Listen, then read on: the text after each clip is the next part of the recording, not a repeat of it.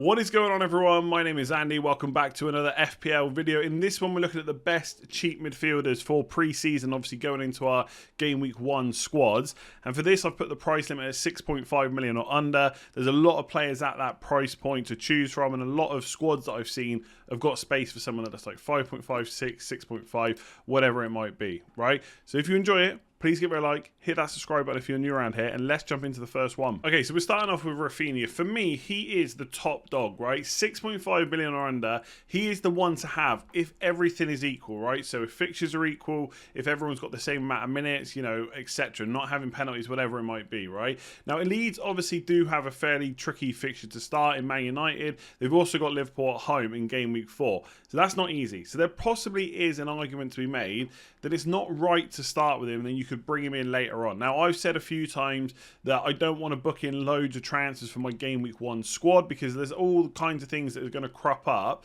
but having one or two like transfers that you know you're going to do over the course of the first 4 to 6 weeks probably isn't the worst thing, right? It's good to have a little bit of a plan. The only issue I see is if you stick with him, the Man United and Everton, fairly tough fixtures.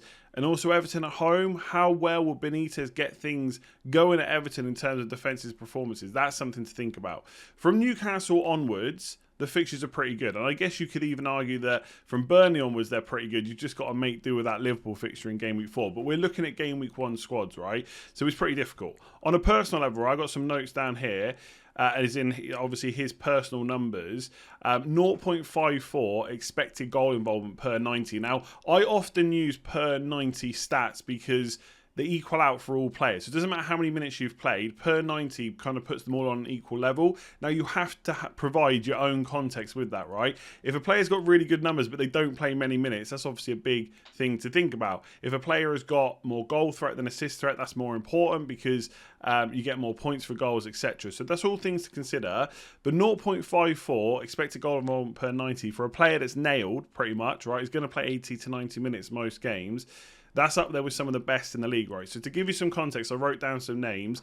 That's exactly the same numbers as Foden. This is all for last year. Slightly higher than Grealish, Son, Mahrez, Martial, Watkins, right? They're all really good players that we should be thinking about for our FPL teams.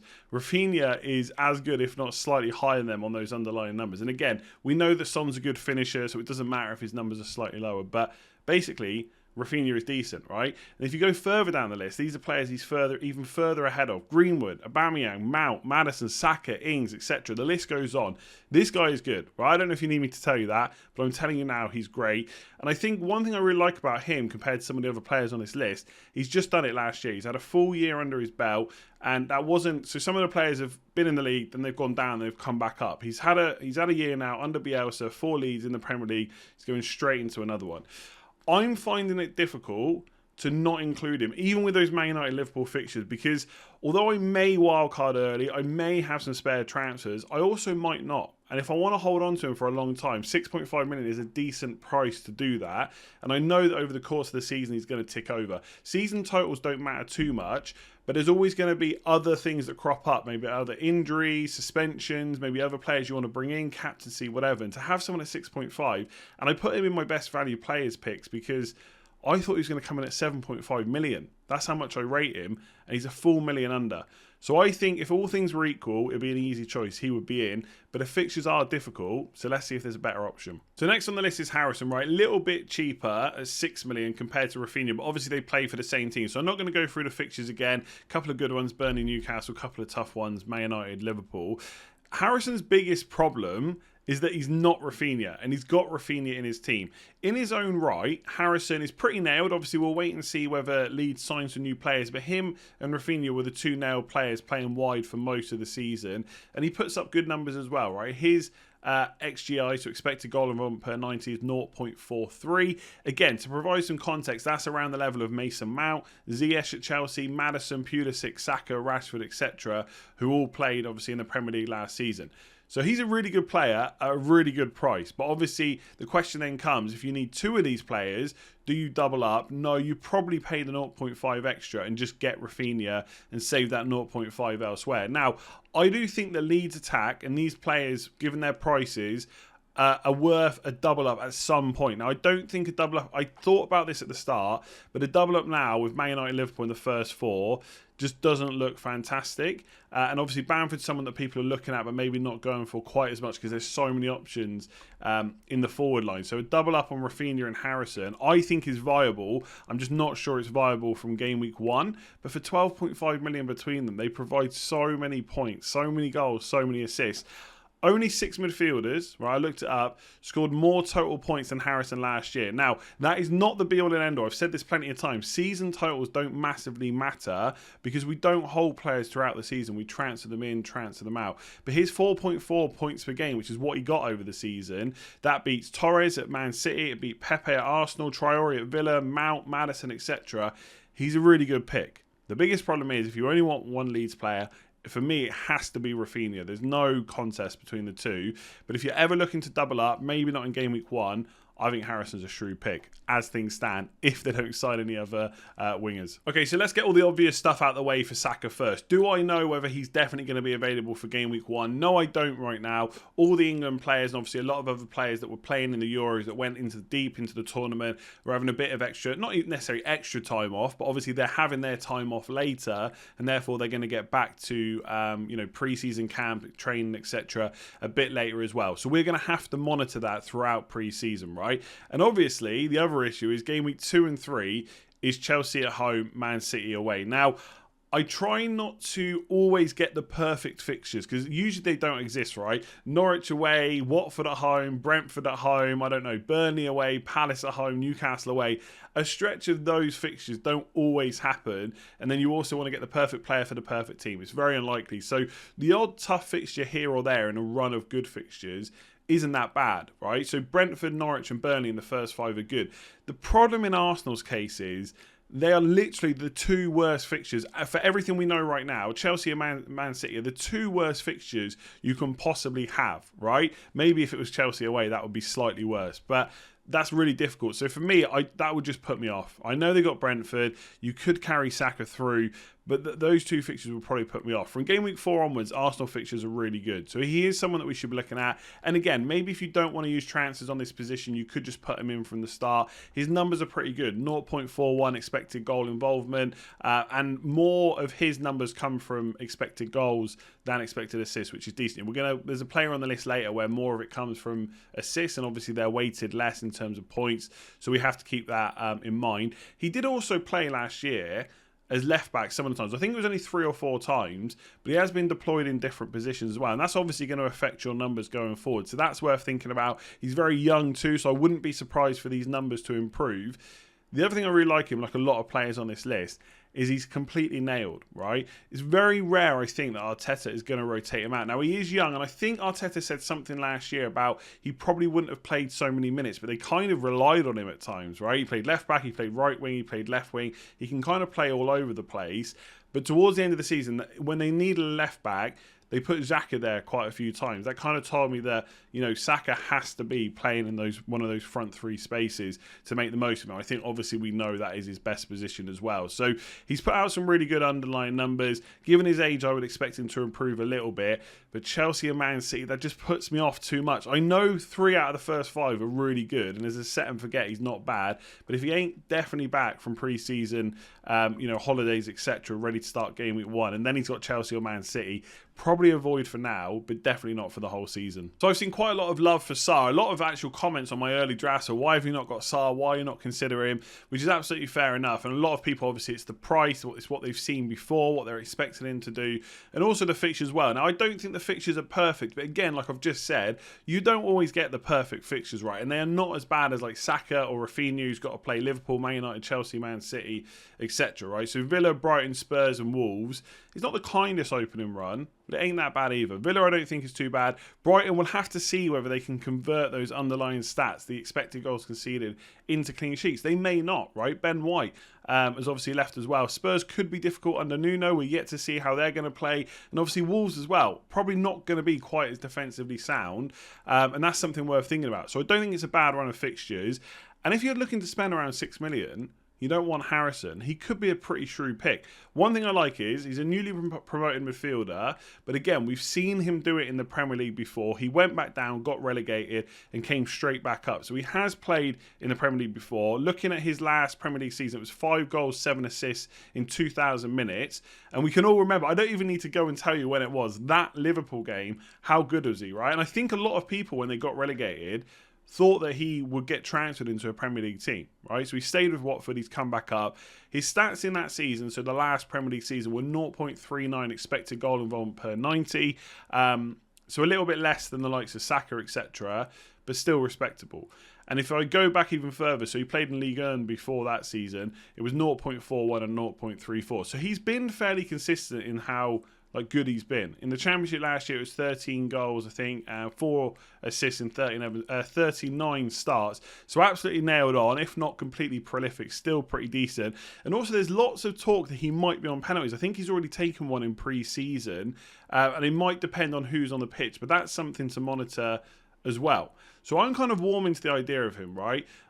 Decent-ish opening fixtures, pretty decent-ish goal threat for his price. Again, all things being equal, Raphinha and Harrison, I definitely think are ahead playing for that Leeds team, but the fixtures are not equal. We have to take that into account. So if you're looking for a bit more of a punt, and I mean, he is 7.6% owned already at the time of recording, I don't think he's a bad option. Can he push on from those stats we've seen last year and the year before, score a few more goals with those fixtures? If you can get a few returns in those fixtures with then Norwich and Newcastle to come, you might be owning them for a good few weeks yet. So Buendia is another player that's played in the Premier League, then got relegated, stayed with the club, and has now come back up. But obviously this time he's playing for Aston Villa, not for Norwich. I looked at his previous stats at Norwich. So that season, the one before last, where he was in the Premier League, 0.34 expected goal involvement per 90, which is okay. One thing I would say is the majority of those numbers, as you can see on the screen, right? So basically, I should have said this at the start, but the goals and assists for Sarr and Buendia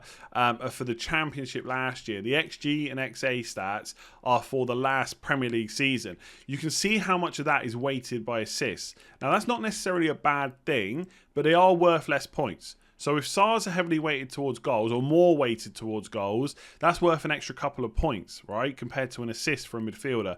So that is something to really take into account when you're thinking about these players. Now, it's not necessarily a bad thing, because a player that creates a lot of chances, and he did do that in the last Premier League season he played, will be more likely to get bonus points, etc. But one thing to remember now is there's kind of pluses and minuses for being in a better team, right? One is you're probably going to get more chances to create, more chances to score goals, right? So his numbers could go up. But on the flip side, there's lots of other good players in that Aston Villa team, notably right now Traore, Watkins and Grealish. I've just seen that they're possibly going to be in for Leon Bailey as well. So who even knows how they're going to set up going forward? It could be Buendia or Grealish in the 10, then the other two kind of right or left, plus obviously Leon Bailey in there as well behind Watkins. So there's lots of unknowns about Aston Villa. They were pretty good attack last year. I would expect their attack to be better, but how quickly will they gel together? That's something to think about. And I just think because he's more focused for assists, I just think there's better players. I'd rather go for someone that's more likely to get me a goal. Raphinha, Harrison, Saka, Sarr, etc. The first 3 fixtures are great. We've spoken a lot about Villa fixtures. Watford, Newcastle, Brentford are really good. Then it gets pretty tricky, depending on how Everton, which kind of Everton side turn up.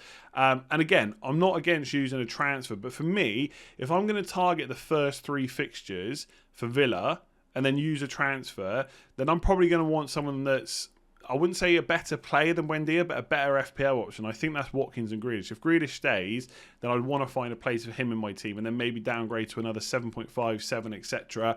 Or obviously Watkins is 7.5. You can go to any other 7.5 million forward as well. So for me, he's probably quite far down the list. The fixtures are good. The price is good. I just think at that price, there's better players that are more likely to get you a goal, and ultimately that'll probably equal more points by the end of the season. But his 15 goals, 15 assists in the Championship last year was decent, and obviously it's much harder in the Premier League, right? But if I go quickly and look back at his numbers, so goals and assists per 90 was 0.81 last year. It was 0.29 in the Premier League. But the seasons before that in the Championship, it was only 0.63 and 0.54. So maybe he's had a different role for Norwich in the last season, but his last Championship season was much better than his previous seasons before he was in the Premier League as well. So he does look like he's stepped it up again. Obviously now he's playing for Villa as well. So I do think it's a bit of a shrewd punt. I just worry about players where it's more like where you're more likely to get an assist. Yes, they're not bad options, but when you've got players more likely to get your goal at the same price, that's probably where I'd put my money instead. Okay, so realistically, the only reason I put Ward-Prowse is because I know if I didn't talk about him at all, then I'd get moaned at in the comments, and obviously people will see him because he did score quite a few points for his price last year. So I don't think that's a bad thing. But in terms of explosiveness, he just doesn't have it for me. I know he is, I would say probably the best set piece taker in the league. I can't think off the top of my head now many that are better, so consistent as him, right? But still, there aren't that many goals scored on a consistent basis from free kicks, from corners, and especially direct free kicks, right? Maybe he's got better as he's got older, but I think even he has scored like one in every 25 games, roughly. That's how many free kicks he scored versus how many games he's played. That might not be the best way of looking at it, but ultimately he's not going to go and bang in like 5 to 10 free kicks in a season. If he does, fair play to him, right? And I'll do a video at the end when I talk about my season review, how wrong I got it. But look at those open play stats. 0.06 expected goals per 90, 0.11 expected assists per 90. They're really low. There's pretty much every single player I've talked about so far is better than that. He's still got 15 returns, so it wasn't bad at all. But I just think you get players for a run of fixtures. You want a bit of explosiveness, and I'm not sure he's got it. Everton away, Man United at home, Newcastle away. Newcastle's okay. The rest of them are pretty tricky. West Ham, Man City. The fixtures just aren't there. And I think he probably relies on set pieces a little bit too much. Now, I know, again, he's so good at them, but I don't know how reliable they are going to be in terms of points. And I want someone that can do... What I would say is, right, you will hear me say, if a player's got penalties, they're on free kicks, they're on corners, that's a bonus. But it needs to be a bonus to someone that's already a good option. For me, he's too heavily reliant on them. If Ings goes, from what I've seen in the papers and on the media, on Twitter, etc., apparently he wants to go. Whether he'll be able to, whether anyone wants to buy him, that's a different question. And then Ward-Prowse might permanently be on penalties, but I think Danny Ings will take them back if he's still playing there. So for me, just not good enough option. Yes, he'll probably score quite a few points over the season, but I don't think that's the be-all and end-all. No way would he be in my Game Week 1 squad. Now, I know there's literally loads of other options that we could talk about. I don't want to go through every single one because this video will be never-ending. I thought I would go for probably the best options plus Ward-Prowse, right? So Smith Rowe could be an option if he holds down a place that Arsenal is consistently playing week in, week out. I don't think he's like... such a good option. We have to have him on our teams. I think sometimes he's spoken about like that, but he is 5.5, and if he got that number 10 spot regularly and performed and got a little bit better as well, then yeah, he's a great option. Trincao is, and I've probably pronounced that wrong, is someone that really interests me after looking him up yesterday. So obviously come from Barcelona, now playing for Wolves, only 6 million. Now, Wolves opening 3 fixtures are not great. So for Game Week 1, yes, we're probably not thinking about him, but I'm already thinking about a switch. If Wolves look good, from Game Week 4 onwards, they got really great fixtures. Again, his XGI per 90, 0.52. That's right up there with the likes of Raphinha. Very heavily weighted towards goal threat rather than assist threat too. And if he gets one of those wide positions, probably the wide right position so he can come in on his left foot, he could be gold if Bruno Lager is trying to make them more attacking. We'll have to wait and see what happens with Adama Traore pre-season, maybe the first few game weeks as well. Dele Alli, look, he's had a poor season, but we know what this guy can do, right? We've seen it in the past. I don't think he's finished as a player, but he does need a manager, I think, to come in, have confidence in him, maybe even put his arm around him and just say, you're my man again. We'll have to wait and see what Nuno does in pre-season, what kind of formation they line up with. Obviously, he would be suited to like a 4-2-3-1 where he's playing as the number 10, second striker-ish with Kane. But Kane drops so deep now, I don't know if that's going to work as well as it has in the past. But who knows how Nuno's going to set up. So I'm keeping my eye on him. Again, whether or not I go for him from Game Week 1, we'll have to wait and see. And Traore, for those Villa fixtures, I really like. I think he's massively underlooked at 6 million. The problem is, where does he fit in now? Right? If it's just Buendia and Grealish and him, he could play right. Buendia or Grealish could play on the left. Probably Grealish, because that's where he's played a lot before. And then Buendia could play as the number 10, possibly. If they're going to get Leon Bailey as well, then that just muddies the water too much. So keep an eye on Traore, but I think there's too much risk there. I think out of these 3 players, it's Trincao that really has me thinking about him the most, right? I'm just thinking, like, do I take a punt? It's probably not worth it for Game Week 1, but I kind of want to get him in my team as soon as possible if he can keep up those kind of numbers. But elsewhere, or other players, I think it's the main kind of 5 or 6 that I've already talked about. That is it for this one. Thank you very much for watching. If you enjoyed it, please do give it a like and hit that subscribe button. Help us hit 200,000 subscribers as soon as possible, preferably before game week 1. Wouldn't that be amazing? In terms of the players we talked about, I've got to be honest, top of the sharp, the one that I spoke about first, Raphinha, is still in my team. I just don't think the other players have such good fixtures that I would swap that makes them better.